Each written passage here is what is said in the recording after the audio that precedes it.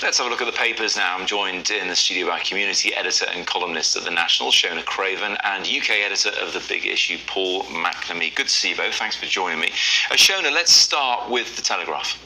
Yes, so The Telegraph have an interview with the Health Secretary, Victoria Atkins, and their top line from this is Health Secretary gives backing to decriminalisation of abortion. Now, she doesn't technically do that. She says that her record on voting on abortion matters speaks for itself.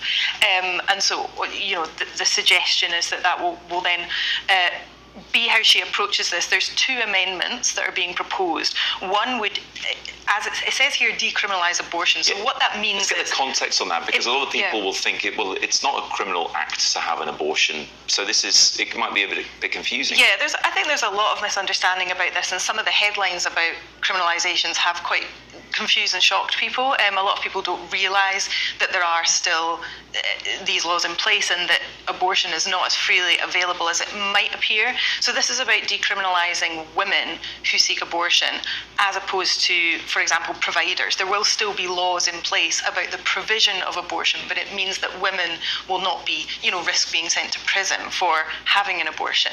There is another amendment that's to be discuss, which is about reducing the time limit from 24 weeks to 22 weeks, which is based on arguments about viability and advances in medicine. But in other papers, is reporting on a poll of MPs that suggests they will back the decriminalisation of women for having abortions rather than restrict abortion further by reducing that legal time limit to 22 weeks. And so, while obviously it's significant that the Health Secretary is indicating, without actually saying what her position would be, obviously we want to know, well, how do the MPs as a whole feel about this? And while a lot more Labour MPs are suggesting, as you might expect, that they would back this decriminalisation move, a lot of the younger Conservatives, especially the women, also seem to be in favour. So this does seem like it could be quite a significant decision coming up pretty soon. And with some more clarity, because if you are a young woman and you're pregnant and you might want to end that pregnancy, this could be very concerning. You might not know where you stand in the eyes of the law.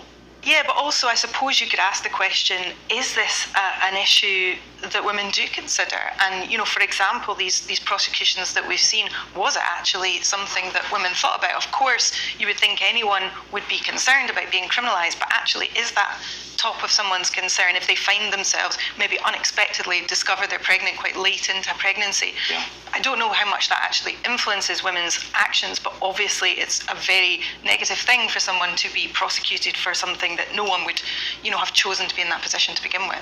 Paul, let's go to the front page of the Eye Weekend, and it really reads like a headline from the Cold War, this one, doesn't it?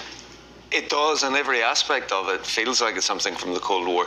This is the UK offering disaffected Russian officials who have been, well, according to this story, who have been so found what's happening in Ukraine so abhorrent that they want to get out of Russia. So if these particularly high-profile or well-connected people in Russia, if they are going to offer information that will be of some use to the British state, then in return they will get money and they will potentially get citizenship and passports. It's the result of an investigation that the Eye and the editor has written his editorial about it this week. Said they've looked into this. There's some details of it that they can't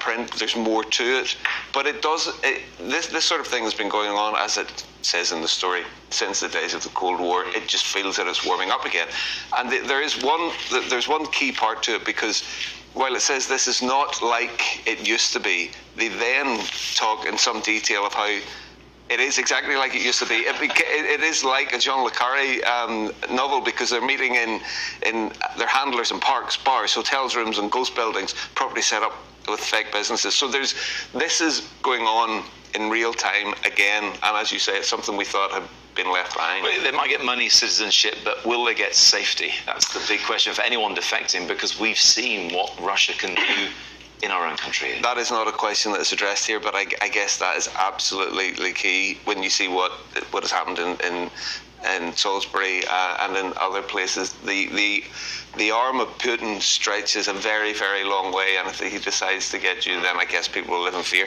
But that, I suspect, is part of the inducement and some level of protection. Shona, let's go to the Express and their story on assisted dying. Yeah, so their headline is Esther My Joy MPs can bring in right to die law.